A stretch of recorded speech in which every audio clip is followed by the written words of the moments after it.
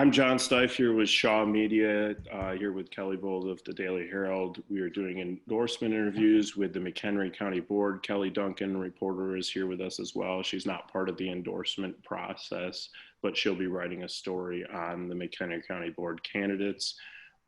We'll give each candidate 2 minutes to answer each question that we have, and we'll go in order, starting with you, Mike Shorten. The first question is simply introduce yourself and tell the public what's important to you in terms of priorities if you are elected to the county board. Mike Shorten. I've lived in McHenry County since 2001, and my current home since 2003. I live here with my wife Cheryl and my 3 daughters, who have been very fortunate to raise in such a great area. I was involved in local politics up until 2017, and retired, backed out, and wasn't going to come back to it because the political atmosphere had gotten so divisive. It hasn't changed much, but I got a call last fall, and someone asked me to consider running, and I said no, but then decided that it was the right thing to do. So I stepped into it, and let's see, somebody's tie. And I'm running as a Republican to represent on the county board because I believe that McHenry County is a great place to live. I believe the county is fiscally solid, and I believe it's a safe place to live, and I want to keep it that way. So my priorities when you get on the board, and obviously they've changed from when I first decided to run to where they are now, but to help maintain the fiscal stability and also support our law enforcement and our law and justice system to make sure that all citizens of McHenry are able to live a safe life, work, raise their kids, have the grandkids over, and live in the positive environment that we've lived in that I've been fortunate to live in for nearly the past 20 years.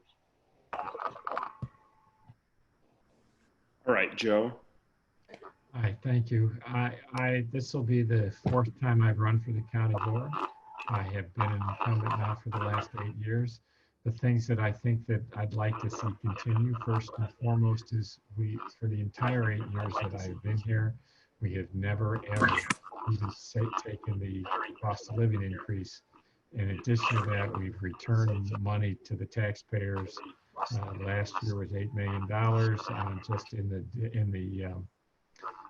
Valley High Fund, but in addition to that, we've had a permanent tax decrease of roughly 10% in terms of property taxes, in terms of what the McHenry County Board uses for property taxes to reduce that.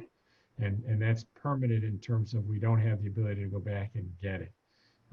If you understand the tax system, you'll see that every 3 years you can go back and try to grab the lowest or the highest level for the last 3 years.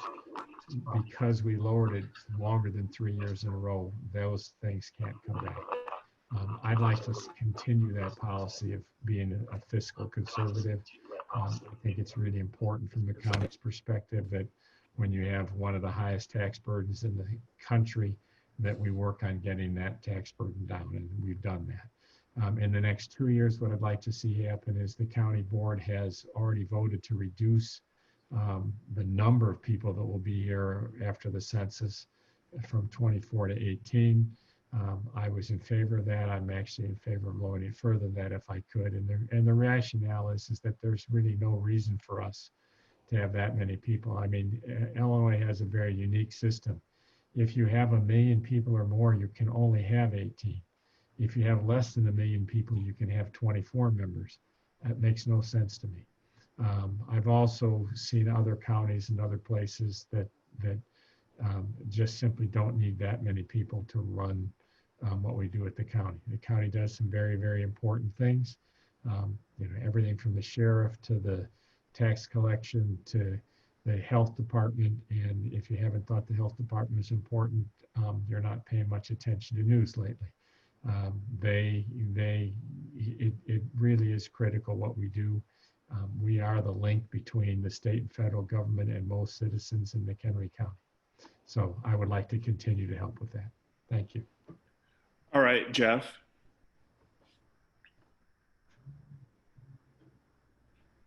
He's muted.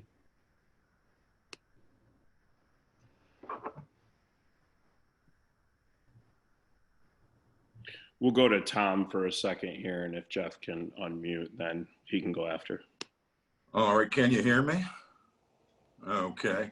Tom Wilbeck, this is my second run at the county board. It'll be a short 2-year term, but I think over the past 4 years, the board has worked well together.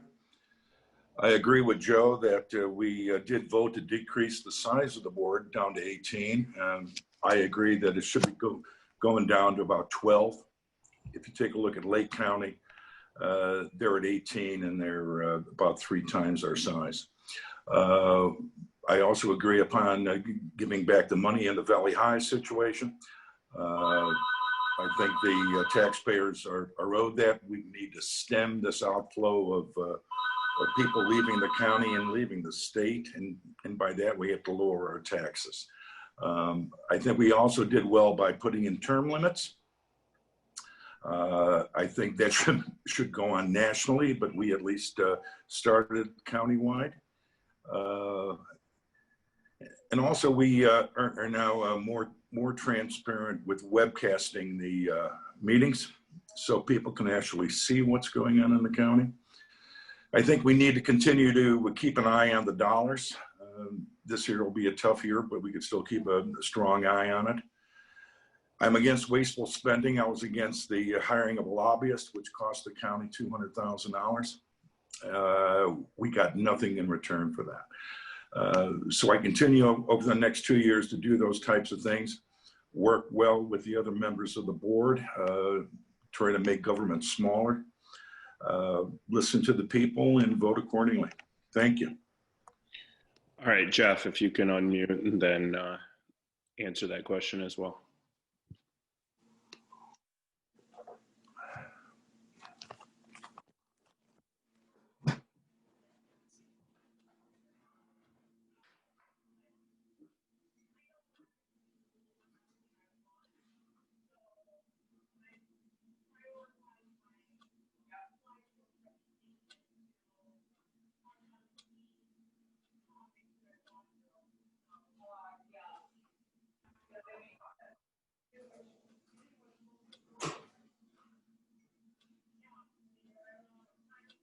Can you hear me now? Can you hear me? Yeah, we can hear you. Can you, I'm going to assume that you can hear me. Can somebody Yes, wave or something? You can't hear me. we can.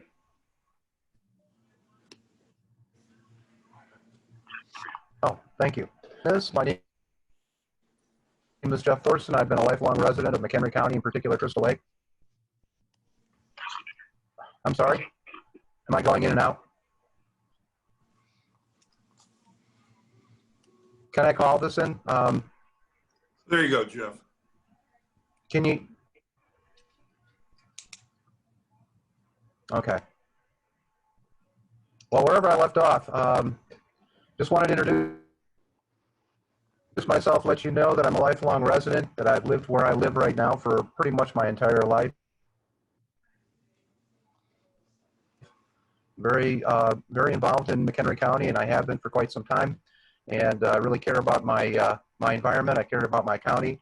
I love Crystal Lake, and I love McHenry County, and I want to do what I can do to see to it that we continue in a fiscally responsible manner. I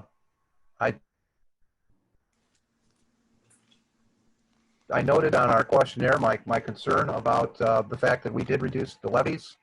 However, I think that we didn't, and we haven't really addressed the sustainability of maintaining those levels, those levy levels. And I really think that we should do our utmost to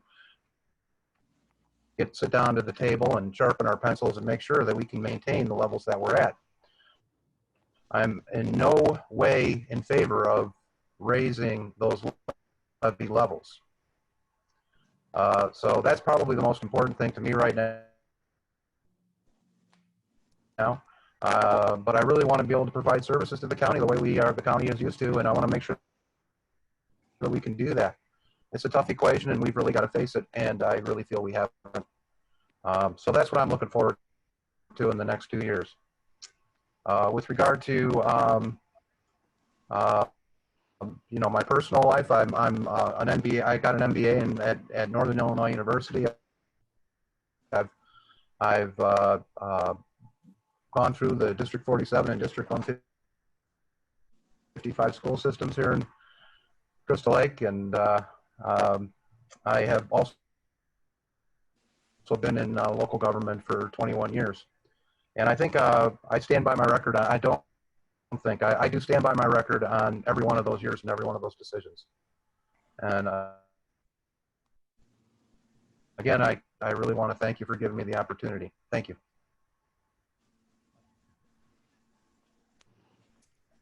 Hi, everyone. Question number 2 is, what have we learned as a county from the COVID-19 pandemic, and what changes should be made looking forward as a result? And Mike will start from the COVID-19 pandemic.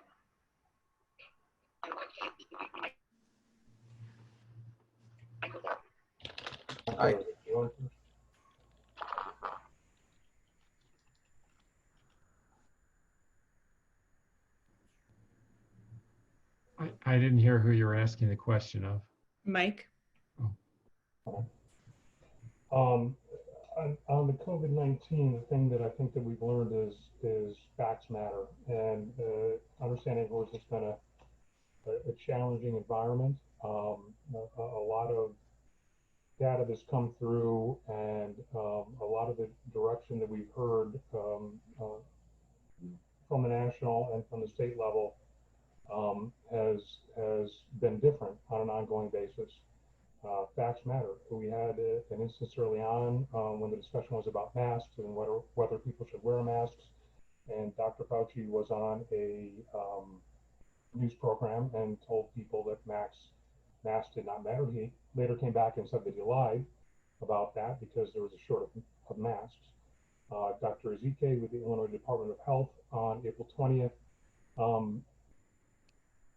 came out and pretty much said that they're counting anyone that died with COVID as a COVID death. They had to since go back and reconstruct their numbers. I think that the thing that we need to take away from all this is that, and I'm not certain that the measures that were taken were too much or too little, but I think we need to be more measured about the measures that we take and we address this, because we have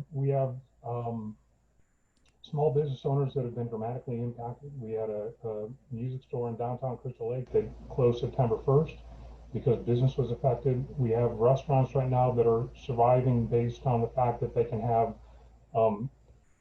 people coming to their restaurants on the sidewalk, which is great until the temperatures drop to 20 degrees. So again, I think the thing that we need to be cognizant of is facts matter, and we need to make sure when we make dramatic decisions, such as decisions that were made in Springfield this past spring, that we need to make sure we understand the full impact of that. Obviously, there's going to be some long-term reverberations, and I'll talk about that at a later time. Okay, Tom, same question to you. Yeah, I think the county health department has done a really good job with the COVID pandemic. We do need more test facilities.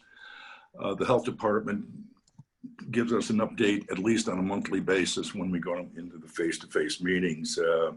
Valley High also, take a look at, if you take a look at the Valley High situation, I think they're doing a phenomenal job.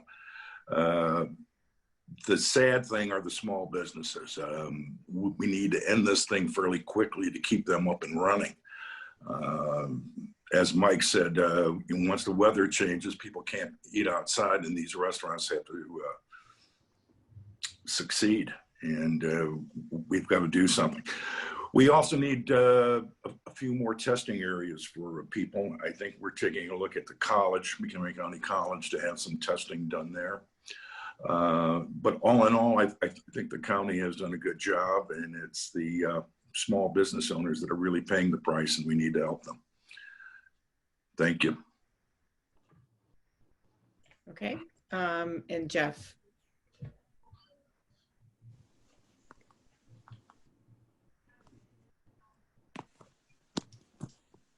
You are muted, Jeff. We can't hear you.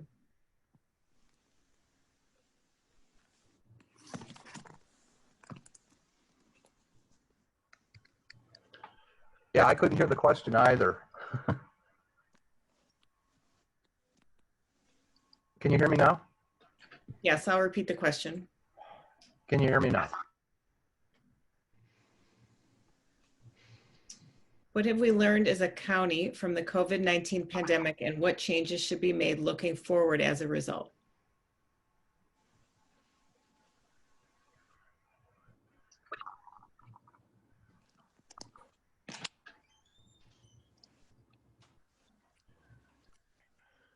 Do it. I tried.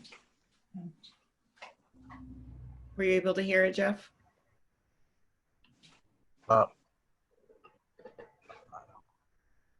No, I'm sorry. Something is really wrong on my end, and I apologize for that. You might want to call in on the If you can hear me right invitation. now, There's a phone. I'm just going to wing it, number. okay? Okay, I'm going to go do that, okay? I got to go back and get my phone, okay? Okay. You go ahead, Joe, go ahead. and I'll be back. I'll answer the COVID question if I'm allowed. So first and foremost, I think we found some of the defects in the system are just like who's in charge of whatever we're going to be doing. I absolutely agree with Tom. The health department's been fantastic, but the health department also has no mechanism to enforce anything. So for instance, if somebody decides to have a 1,000-person party going on right now, there really isn't anybody to stop that, although the governor's edict and everybody said that's a bad idea. You know, there is no mechanism, enforcement mechanism to follow any of these things. So that's one issue that I think that from a legal standpoint, we ought to take a look at some point in time and figure out who's actually in charge when we have a pandemic like this. The second thing that I see that concerns me is that things like testing, the fact that it's virtually impossible to get testing out here. We have 300,000 people in McHenry County, and yet we have no public testing facilities at all. If you're going to get a test in McHenry County, you either have to go out of the county or you have to go privately and hire somebody, and that doesn't make any sense to me that we'd have that many people here with no facilities. But as a general rule, I think we've done a good job on terms of trying to manage what we have. I also agree that it made no sense to me from the beginning that you could buy paint at the hardware store at Home Depot, but you couldn't buy paint at the local paint store. If it was safe to open Walmart, it's safe to open the little shopkeeper stores. And those shopkeepers are what really crushed our local economy. I mean, if you look at where we were at in January, McHenry County's job problem in January was we didn't have any people to fill them. Today, we're down about 13%, or we're at about 13% unemployment. It's a huge number, and it's hurt many, many people in the county. And I really don't think that there was a reason for it, now that we look back over those 5 months. Because if you want to require people to wear masks and things like that, maybe we were short on them then, but half the masks are homemade anyway. We could have solved some of those problems without hurting all those people around us. But I do think, as a generally speaking, considering that there hasn't been a pandemic that we were familiar with in 100 years, that we've done the best we can, and really what's been a surprise situation for all of us.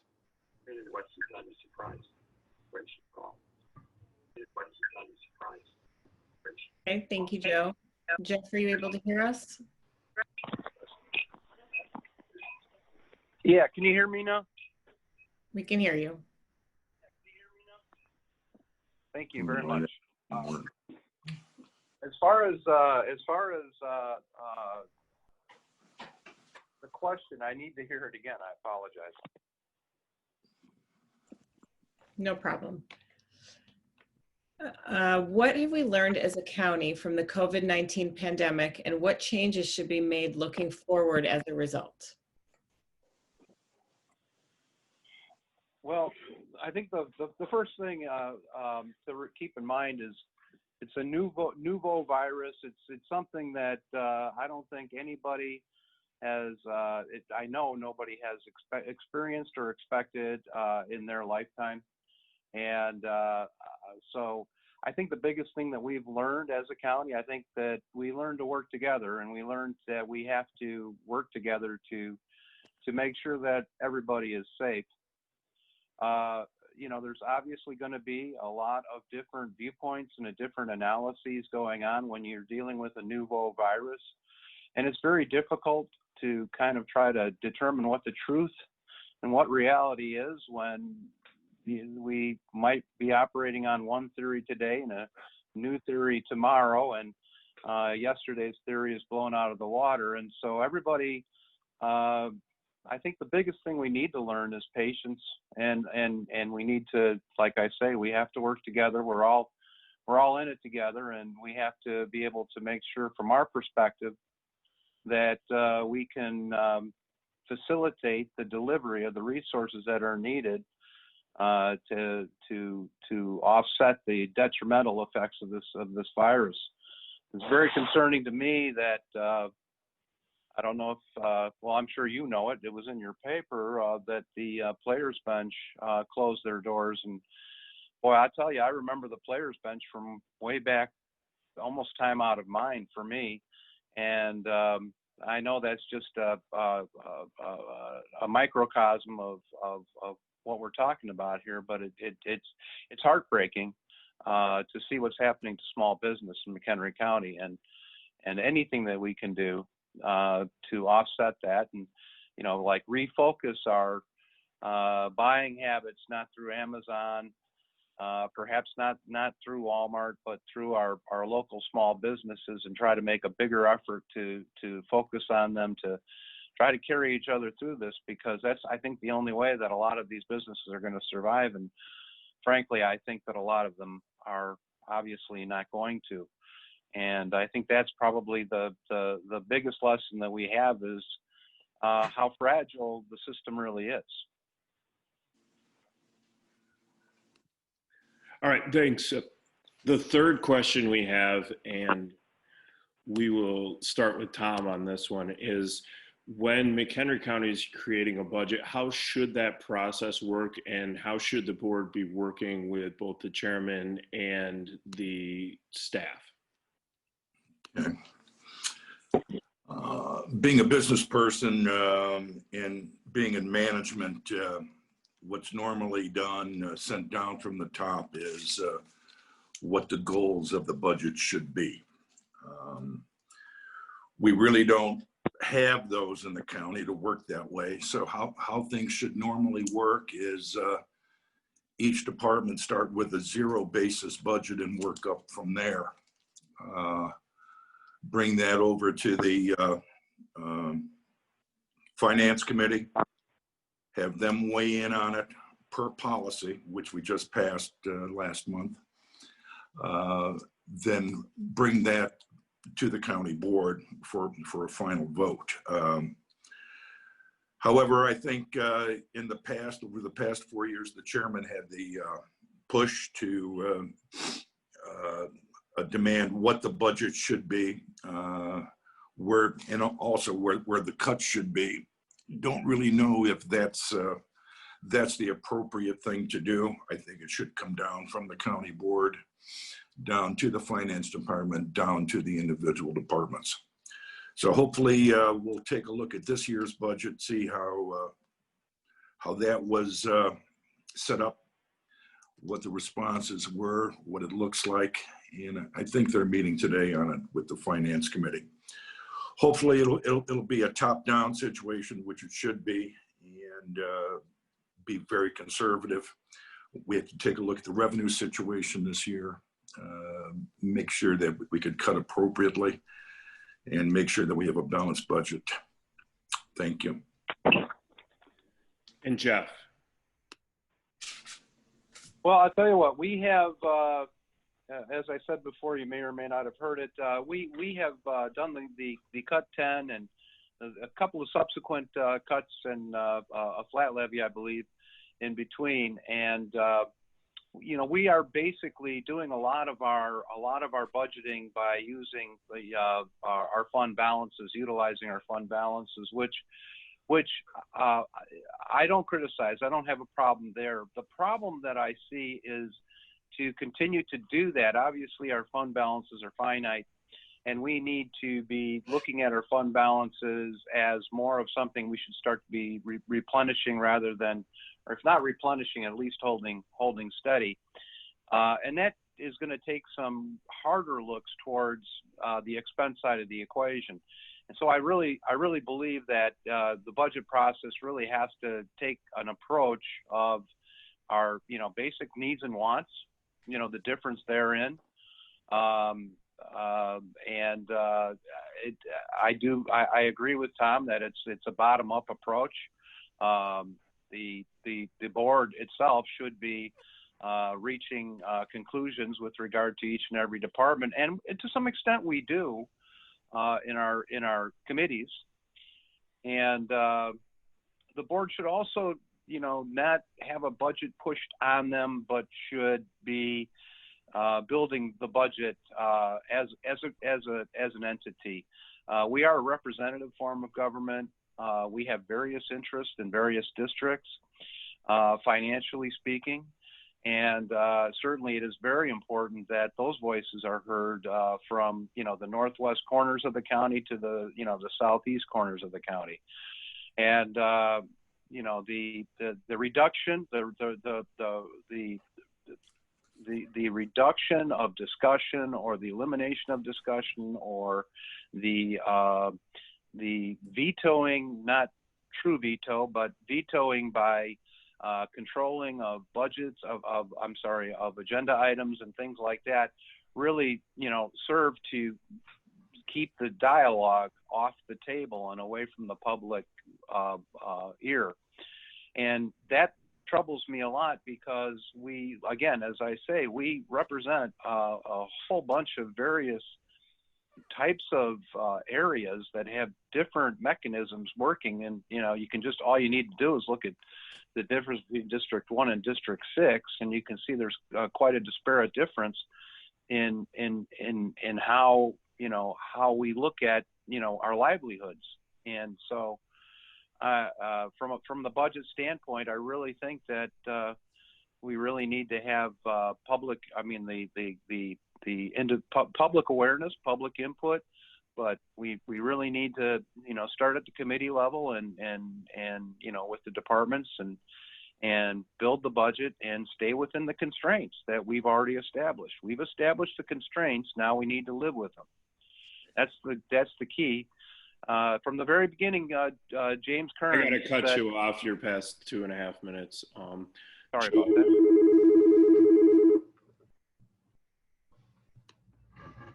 Hi, I would say the biggest difference that I have seen, at least, is what we did in the past versus what's done this year. In most years, the county weighs in and sets a budget policy, and they set that usually in February or March. And they do that with the idea that you take what your projections are for the upcoming year, and obviously they've changed dramatically since February.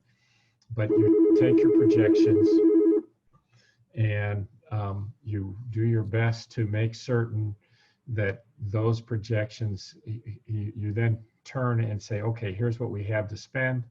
And those projections are then handed down with our budget policy as to how we want to see the various departments try to meet that budget. If you count the chairman as a department, there's actually 28 departments at the county. So it's a lot of, you have to give them guidance. This year, because the chairman and the finance committee and I don't sit on the finance committee, disagreed on the budget policy. We weren't able to put a budget policy forward until last week. And that's just the wrong way to do things. It's not giving guidance to the departments. So the departments took it on themselves to say, well, we'll do the same thing we did last year. That's not a very good way to manage things when you have a COVID crisis going on that has probably reduced our income as our tax revenues by somewhere in the neighborhood of $5 million. So those things have to be worked on together. The chairman is an important part of the budget process, but he's not the whole part of the budget process. The county board ultimately has to vote on a budget. They're the ones that actually have the votes. The chairman actually doesn't vote on anything unless there's a tie. So as a result, I think both have to work together. I was personally sorry that we ended up in a stalemate and that we had to override it, but that's what we had to do. There had to be a mechanism to get it forward. Thanks to what some of the other board members did, we had 16 people sign on to call a meeting and put the budget policy forward. And now at least the staff has something to say, this is what we're supposed to follow when we bring the budget forward. They'll be voting on that probably in November, which is when we normally approve the budget. Thank you. All right, and Mike. Thank you. If I'm elected to the board, this will be, next year will be the first budget that I get to work through. I will say that I admire the process that they have at the county. I do take exception to the chairman and the role that he's inserted himself into. I believe, regardless of who the chairman is, in a representative form of government, and you have a finance committee which oversees that, and a county board that would have to vote on it. I served as a trustee in United Township for 4 years between 2013 and 2017. And one of the first meetings that I attended as an elected trustee, the supervisor came forward with a tax increase of, I believe it was 5%. And as a board member, I probably did a little bit of a dramatic banging on the table argument against it, but I asked them, I said, well, you're asking to increase taxes 5%, why? And the answer came back to, well, there might be something that we need to spend money on. And that was not satisfactory to me. I pushed for 4 years to get a committee process put in place, which I think is a better way to do it. So I like what I'm seeing at the county level. I think I do believe in zero-based budgeting. And I think we need to go to the departments, especially in the economic climate that we're in today, and ask them, okay, what do you need from a spend perspective that's vital to make sure that our sheriff's department is facilitated, our state's attorney's office, all the vital functions that we provide that help keep McHenry County a safe place to live, make sure the government's effective. Where do we find efficiencies, whether through technology or changes in policy? So that's kind of where I sit on that from a philosophical point of view. Okay, thank you. Question 4, I'm sorry. Should on-duty McHenry County Sheriff's deputies wear body cameras, and what is the responsibility of the county board in making that happen? And Jeff, we'll start with you. Okay, thank you. First and foremost, the responsibility of the county board, obviously we have to approve funding to do that. Also, I believe that there's a lot more involved in body cameras than, just the purchasing of them. There's training, there's policy issues with regard to potential privacy violations and things like that. And so I think it's a bigger apple that you're taking a bite out of than what really meets the eye when we first talk about it. So one of the things I think we should do as a county board is keep that in mind when we have the discussion. Now, I can't answer your question yay or nay because we really haven't had that in-depth type of discussion where I know exactly what the expenses. I've heard it's upwards of about $600,000 to equip our sheriff's office with body cameras, and that's before we get into the questions of policy and training and what have you. You know, I do think it's very important. We do have video cams on our dashboards for the sheriff's vehicles, and we've had that for some time now, for about 3 or 4 years, I believe. And that does go a long way to provide the transparency that we're looking for. And truly, I think everybody wants to see as much transparency as possible, and especially in situations that are life and death like this. But at the same time, I think we really need to realize that potentially doing the cameras may not be the panacea that everybody is looking for, solving a problem that, you know, may or may not be solvable by the purchase of body cams. So again, I will tell you that until we really get into the nuts and bolts and the meat of that discussion, especially when we're considering a capital investment, you know, potentially up to $1 million, perhaps more, I don't know. I really have to, you know, be hesitant to commit one way or the other. So that's where I'm at this point on them. Hey, Joe? I'm not hesitant. As far as I'm concerned, body cameras protect officers as much as they protect the public. I think the officers ought to have the opportunity to protect themselves by having all of their information, their confrontations recorded. It helps them. It really does. There's nothing better than, you know, you have a cop. I believe that most of our sheriff's deputies are excellent deputies, but I think they should have the opportunity to prove that when those things are recorded. They're not, this isn't novel equipment. Is there training involved? There's absolutely training involved. I would like to see it done yesterday, not next week. I mean, I really truly think that they help officers as much as they help the public, and we ought to get with it. As far as doing it, yes, the county board has to approve it, but the sheriff's department has to agree to implement it. It really starts with the sheriff's department's request. Thank you. Mike?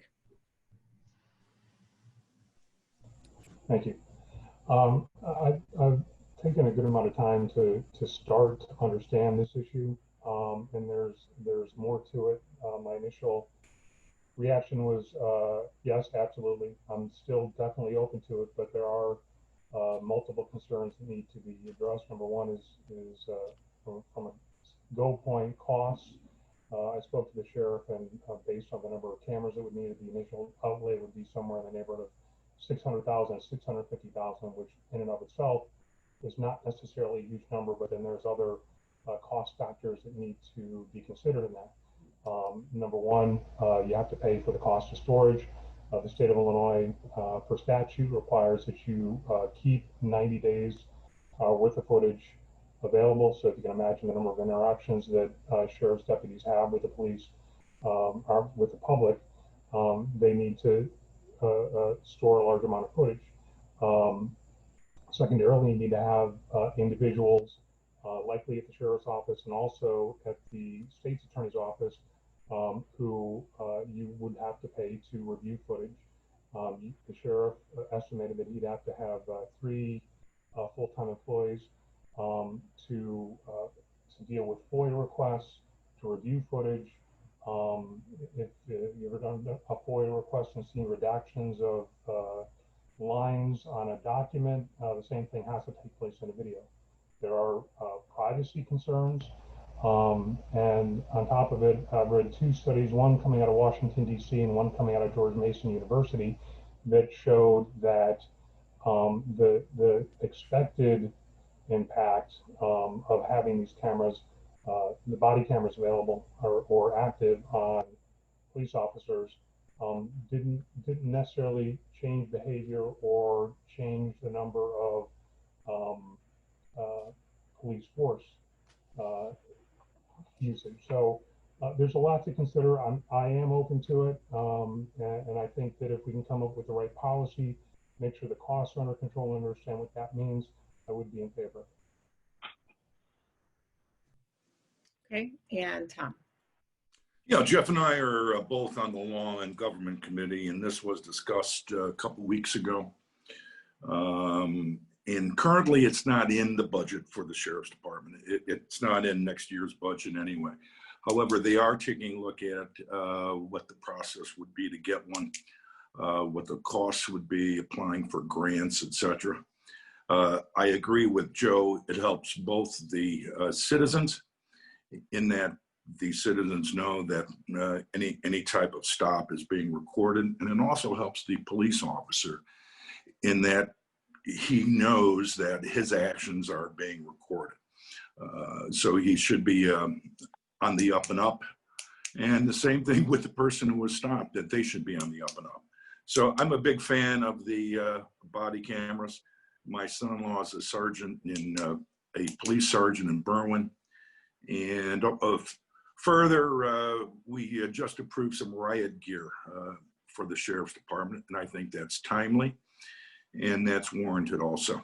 So yes, I'm a fan. I'm for it. It's not in next year's budget, but hopefully it'll be in the following year's budget, and we'll get some grants for it. Did I lose you? You're good. Okay. Thank you everybody for joining us. That's it. And this will be up on our websites in the coming weeks along with your questionnaires. Thank you very much. Thank you.